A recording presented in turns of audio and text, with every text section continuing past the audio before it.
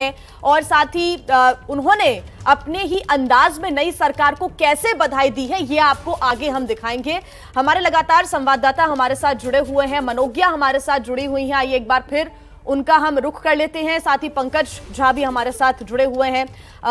पंकज जी से मैं जानना चाहूंगी कि क्योंकि दिनेश शर्मा हो चाहे केशव प्रसाद मौर्य हो, परफॉर्मेंस एक आधार माना गया है। पंकज जी, केशव प्रसाद मौर्य हार कर भी एक बार फिर डिप्टी सीएम की शपथ ले सकते हैं, लेकिन दिनेश शर्मा को एक बड़ी जिम्मेदारी देनी होगी बाद में। और जो 22 मंत्री बचे जिन्हें ड्रॉप किया जा सकता है, क्या उनके लिए भी ऐसा कोई कदम उठाएगी सरकार?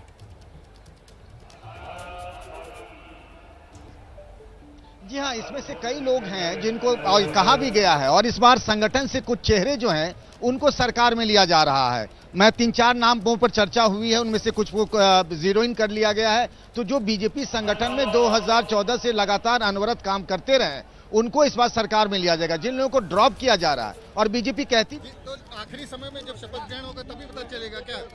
अब पिछली बार भी बहुत 2 घंटा पहले ही लोगों को पता चला था। दयाशंकर जी, आप बीजेपी कार्यालय में आए हैं, कोई जानकारी दी गई अब तक? नहीं, मैं तो बीजेपी का उपाध्यक्ष हूँ, तो भाई कार्यालय तो मैंने हमारा आना जाना रहता ही है। अब तक कोई कॉल और कहीं पहुंचा? कोई कॉल नहीं, कुछ जानकारी मिली कि कॉल नहीं, कोई जानकारी नहीं। और जानकारी होगी तो आप लोग को पता। उम्मीद कर रहे हैं। उम्मीद पर तो पूरी दुनिया टुकी है। आपका नाम तय है? चर्चा अब आप लोग को इसके लिए ये है दयाशंकर सिंह जो कि पहुंचे हैं बीजेपी प्रदेश कार्यालय। देख सकते हैं कि मीडिया के कैमरों से घिरे हुए हैं और उनका ये कहना है कि उम्मीद पर पूरी दुनिया कायम है। लेकिन इस सबके बीच में एक जानकारी जरूर देना चाहूंगा। जो संभावित चेहरे हैं, जब अभी मैंने उनसे बात की है तो उनका भी ये कहना है कि उनके पास में कोई जानकारी नहीं आई है। वो भी बेसब्री से इंतजार कर रहे हैं क्योंकि सुबह 11 बजे का वक्त हो गया है। अभी तक पहले चर्चा ये हो रही थी कि चाय नाश्ते पे बुलाया जाएगा, वहां पर से कॉल नहीं आया। तो अब चर्चा ये हो रही है कि राजभवन से जानकारी आएगी, राजभवन से भी अभी तक जानकारी नहीं आई है। तो कई ऐसे नाम हैं जो सुबह से बीजेपी के प्रदेश कार्यालय में पहुंच चुके हैं, जिसमें ब्रजेश पाठक का नाम है, बेबी रानी मौर्य का नाम है, उसके अलावा भूपेन्द्र चौधरी का नाम है, उसके अलावा नंद गोपाल नंदी, ये वो कई नाम है, कपिल देव अग्रवाल, ये वो संभावित नाम भी है जिनका लगातार जिक्र हो रहा है। क्या ये मंत्री बनेंगे? तो सुनील बंसल जो कि संगठन महामंत्री है, वो यहाँ पर मौजूद है, उनसे मुलाकात के लिए ये सारे चेहरे पहुंच रहे हैं। अब सवाल ये उठ रहा है कि क्या ये जो चेहरे जो बीजेपी के प्रदेश कार्यालय में पहुंच रहे हैं लखनऊ में सुनील बंसल से मुलाकात के लिए, क्या इनको संदेश दिया जा रहा है? हालांकि जब वो निकल रहे हैं तो उनका कहना है अंकित, जाहिर सी बात है बीजेपी ने थोड़ा अपना काम करने का तरीका बदला है। आखिरी वक्त तक चीजें बाहर नहीं आती हैं, लेकिन हमारे 2 सहयोगी विकास भदौरिया और पंकज झा लगातार वो जानकारी हमारे दर्शकों तक पहुंचा रहे हैं जिसका इंतजार दर्शक 10 मार्च के बाद से ही लगातार कर रहे हैं। विकास, सस्पेंस तो कई चीजों पर बरकरार है, लेकिन इस वक्त आप बड़ी खबर दे रहे हैं हमारे दर्शकों को, बताइए। जी हाँ, बिल्कुल। देखिए, और मुझे लगातार उन लोगों के कॉल आ रहे हैं जो उत्तर प्रदेश में मंत्री हैं, क्योंकि आधिकारिक जानकारी एबीपी न्यूज़ ही दे रहा है। देखिए, अभी तक आधिकारिक तौर पर सरकार की तरफ से कोई किसी भी उम्मीदवार को कॉल नहीं किया गया है, लेकिन उससे पहले आधिकारिक जानकारी एबीपी न्यूज़ पर आ रही है और लगातार कॉल आ रहे हैं मुझे। देखिए, 3 नाम और बता देते हैं। नंद कुमार नंदी जो कि योगी कैबिनेट का हिस्सा थे, वो इस बार फिर से मंत्री बनने जा रहे हैं, प्रयागराज से विधायक हैं, उनको इस बार योगी कैबिनेट का फिर से हिस्सा बनाया जा रहा है, रिपीट किए जा रहे हैं। भूपेंद्र सिंह, इनको भी जाट नेता हैं, इनको भी दोबारा से मंत्री बनाया जा रहा है, जबकि धर्मपाल सिंह, इनको भी मंत्री बनाया जा रहा है। ये 3 वो चेहरे हैं जो योगी कैबिनेट का हिस्सा होंगे, शाम को 4 बजे शपथ लेंगे। इसके अलावा एक और बड़ी खबर, प्रदेश अध्यक्ष स्वतंत्र देव सिंह, उनको योगी कैबिनेट का हिस्सा बनाया जा रहा है। आपको पता है कि वो योगी कैबिनेट का हिस्सा हुआ करते थे, लेकिन जब उनको प्रदेश अध्यक्ष बनाया गया तो योगी कैबिनेट का हिस्सा देखे उन्होंने संगठन पूरी तरह से संभाल लिया था। और इस बार जो 2/3 बहुमत से जीत हुई है बीजेपी गठबंधन की, उसका श्रेय उनको भी दिया जा रहा है, इसलिए योगी कैबिनेट का हिस्सा बनाया जा रहा है। हालांकि सूत्रों ने हमें यह भी बताया कि वो इस बात से थोड़ा सा खफा थे कि उनको इस जीत का सेहरा डिप्टी सीएम यानी कि उप मुख्यमंत्री बना के नहीं दिया जा रहा है, बल्कि कैबिनेट मंत्री बना के दिया जा रहा है, जो वो पहले भी थे। लेकिन आखिरकार संगठन के जो निर्णय होते हैं वो सर्वोपरि होते हैं। बीजेपी के जो संगठन के कार्यकर्ता हैं वो इस बात को अच्छे से समझते हैं। थोड़ी बहुत नाराजगी के साथ उन्होंने इसको स्वीकार कर लिया है और वो योगी कैबिनेट का हिस्सा बनने जा रहे हैं। तो 4 नाम और बताए आपको, स्वतंत्र देव सिंह उत्तर प्रदेश बीजेपी के अध्यक्ष है, योगी कैबिनेट का हिस्सा होंगे। इसके अलावा नंद गोपाल नंदी जो कि योगी कैबिनेट का हिस्सा थे, उनको फिर से मंत्री बनाया जा रहा है। धर्मपाल सिंह को मंत्री बनाया जा रहा है और भूपेंद्र सिंह को मंत्री बनाया जा रहा है जो कि जाट नेता हैं। आदर्श, एक बार मैं पंकज जी का भी रुख करूंगा। विकास आप रहे हैं हमारे साथ। पंकज, विकास बड़ी जानकारी दे रहे हैं। 4 नाम और जोड़े विकास ने, नंद गोपाल नंदी को भी रिपीट किया जाएगा, धर्मपाल सिंह हो गए, और इसके अलावा स्वतंत्र देव सिंह, जिस तरह की मेहनत उन्होंने की, संगठन को जिस तरह से मजबूत किया, इनाम तो मिल रहा है लेकिन मन के हिसाब से नहीं मिल रहा है। इसको लेकर थोड़ी नाराजगी भी है क्या?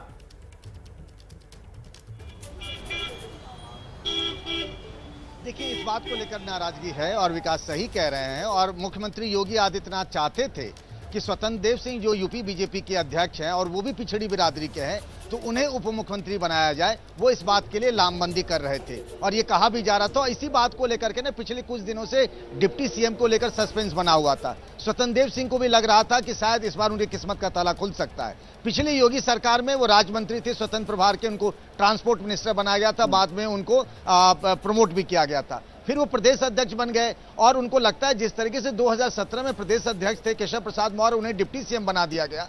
उनको लग रहा था इस बार भी पार्टी की जीत हुई है, सरकार दोबारा रिपीट हो रही है, तो क्यों ना उन्हें भी ये तोहफा मिले, उन्हें ये इनाम मिले। और इस बात को लेकर वो बहुत परेशान भी थे। कल भी लगातार उनके साथ बैठकों का दौर जारी रहा। बीजेपी के केंद्रीय नेतृत्व योगी आदित्यनाथ से भी कई बार मुलाकातें हुई। लेकिन जैसा कि विकास कह रहे हैं और ये वास्तव में है कि बीजेपी में डिसिप्लिन सर्वोपरि है, और ये कहते हुए कि मैं समर्पित कार्यकर्ता हूं, पार्टी का जो आदेश है, फैसला है, वो मानने को तैयार हूं। जी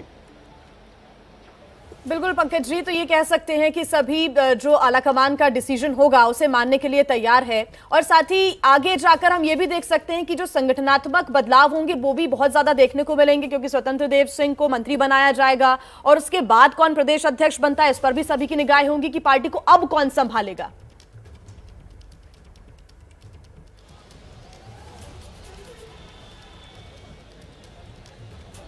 पंकज जी आपके पास आएंगे इस वक्त। एक बार विकास का रुख कर लेते हैं। विकास के पास एक बड़ी खबर है। जी विकास, जल्दी बताइए। आदर्श, देखिए इस वक्त की एक और बड़ी खबर है। कल आपने देखा था कि योगी के जब विधायक दल के नेता चुने गए उसके बाद तमाम जो सहयोगी दल थे उन्होंने भी वहां पर समर्थन दिया था और बाद में राज्यपाल के समर्थन पत्र देने गए थे। इन सहयोगी दलों के 2 नेताओं को योगी कैबिनेट का मंत्री बनाया जा रहा है। इस वक्त की बड़ी खबर एबीपी न्यूज पर। अपना दल से आशीष पटेल को अपना दल से योगी कैबिनेट में जगह दी जा रही है। आशीष पटेल अनुप्रिया पटेल केंद्रीय मंत्री के पति हैं और अपना दल के अध्यक्ष भी हैं। इसके अलावा आपको बता दूं, आशीष पटेल को मंत्रिमंडल में जगह दी जा रही है। एक मंत्री अपना दल से लिया जा रहा है, वो आशीष पटेल हैं। इसके अलावा संजय निषाद को, निषाद पार्टी के अध्यक्ष हैं जो बीजेपी के गठबंधन के साथ मिलकर लड़े थे, उनको भी योगी कैबिनेट में जगह दी जा रही है। तो 2 सहयोगी थे बीजेपी के उत्तर प्रदेश में, अपना दल और निषाद पार्टी। तो अपना दल से आशीष पटेल को मंत्री बनाया जा रहा है, जबकि निषाद पार्टी से संजय निषाद को मंत्री बनाया जा रहा है जो कि निषाद पार्टी के भी अध्यक्ष हैं। तो इस वक्त की बड़ी खबर एबीपी न्यूज पर। जो एनडीए ने कल समर्थन पत्र दिया था उसमें से 2 नेता अपना दल के आशीष पटेल और संजय निषाद पार्टी के, वे भी वहां मौजूद थे, विधायक दल में भी मौजूद थे। इन दोनों को योगी कैबिनेट में जगह दी जा रही है और न केवल जगह दी जा रही है बल्कि दोनों को कैबिनेट मंत्री भी बनाया जाएगा। शाम को 4 बजे जब शपथ ग्रहण समारोह होगा तो आशीष पटेल अपना दल के और संजय निषाद पार्टी के ये भी शपथ लेंगे। आदर्श जी, जाहिर सी बात है बीजेपी से तो तमाम मंत्री बनेंगे ही, लेकिन साथ ही साथ देखिए उत्तर प्रदेश की ऐतिहासिक घटना है। मैंने इसको ऐतिहासिक राजनीतिक घटना इसलिए कहा कि 37 साल के बाद कोई राज्य सत्ता किसी एक ही व्यक्ति के नेतृत्व में दोबारा लौटकर आई है और ये निश्चित रूप में डबल इंजन की सरकार का जो जन उपयोगी और जनता के लिए किए गए सरकारी कार्य थे उनका ये प्रतिफल था। और जो बीजेपी के जो देवतुल्य कार्यकर्ता थे उनकी निष्ठा, उनका समर्पण, इसके कारण आज सरकार फिर से लौटकर आई है। और उत्सुकता पूरे प्रदेश में इतनी ज़्यादा है कि पास निर्गत करने पड़े और लगभग 70,000 के आसपास लोग स्टेडियम में आएंगे। माननीय प्रधानमंत्री जी का सानिध्य और शुभेच्छा सभी को प्राप्त होगी। माननीय गृह मंत्री, माननीय रक्षा मंत्री, केंद्र सरकार के अन्य प्रमुख मंत्रीगण और उत्तर प्रदेश से जो सांसद हैं, विधायक हैं, राज्यसभा सदस्य हैं, महापौर हैं, जिला पंचायत अध्यक्षगण हैं और जो भारी संख्या में जो हमारे अन्य जनप्रतिनिधि हैं और प्रमुख कार्यकर्ता और पदाधिकारी हैं वो आज के कार्यक्रम में रहेंगे। तमाम वरिष्ठ साधु संत महात्मा उनको भी आमंत्रित किया गया है। विपक्ष के सभी प्रमुख नेताओं को आमंत्रित किया गया है। मैं समझता हूँ कि एक भव्य आयोजन होगा जिसमें जनता के दरबार में जनता के